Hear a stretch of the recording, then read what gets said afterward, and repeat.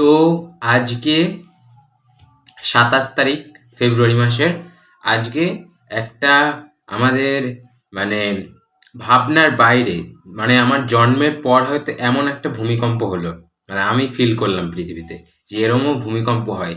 আমি লিটারেলি এই চেয়ারে বসে ভিডিও এডিট করছিলাম। তো সেই সময় ভিডিও এডিট করার সময় মানে আমি দেখি আমার এই পিছনের যে জানলাটা কাঁপছে, আমার টেবিলের আয়নাটা পড়ে গেল, আমি এরকম জাস্ট দুলছি দোলনার মতো।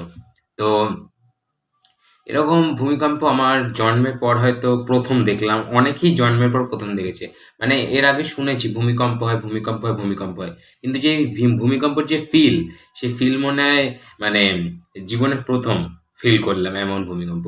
অনেক জায়গায় শুনছি ছাদে ফাটল ধরেছে, ছাদে কলমে ফাটল ধরেছে, প্লাস্টার ক্ষয়ে গেছে, অনেকের অনেক ক্ষয়ক্ষতি হয়েছে।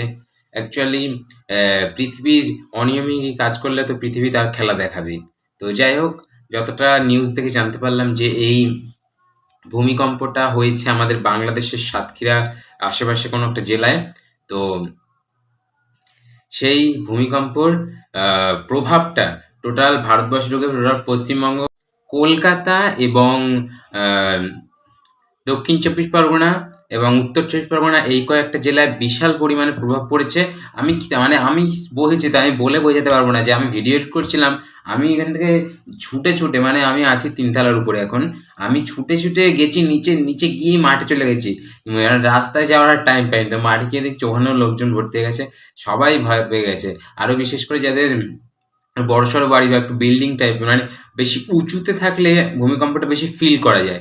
মাটিতে থাকলে যতটা না ফিল হয়, ছাদের উপরে 3-4 তলা উপরে আরও বেশি, যত 15-16 তলা, যত তলা মানে যত উঁচুতে থাকবে তত ভূমিকম্পটা ফিল করা যায়। তো খুব একটা মানে কি বলবো, একটা ভয়ঙ্কর অভিজ্ঞতা হলো। তো কাদের কাদের ভূমিকম্প বুঝতে পেরেছো তারা কমেন্ট করে জানাও। তো আজকে এখানে ভিডিওটা শেষ করলাম। তবে জীবনে একটা খুব ভয়ঙ্কর অভিজ্ঞতা হলো, এটা বলতে পারি। মানে জীবনে প্রথম দেখলাম এরকম ভূমিকম্প।